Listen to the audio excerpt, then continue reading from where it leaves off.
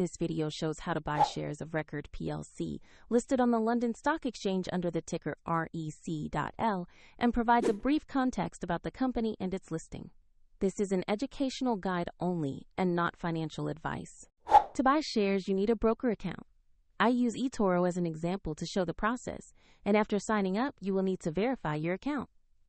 Verification usually requires an identity document, and you will also need to add funds before you can place a trade. Use the platform search box and enter the ticker REC.L to find Record Plc. Then confirm you have selected the correct listing on the London Stock Exchange. Make sure the exchange and ticker match before proceeding.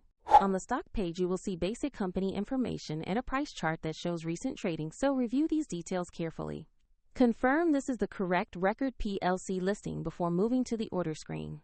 To invest, click the Buy or Trade button, enter the amount you want to invest, then review order details and confirm the trade. If the market is closed, your order may be queued until it opens, and if you lack sufficient funds, the platform will prompt you to add money before completing the order. After execution, your new position will appear in the portfolio view where you can monitor it, and if you want to follow the steps shown here, the link to eToro is in the description below.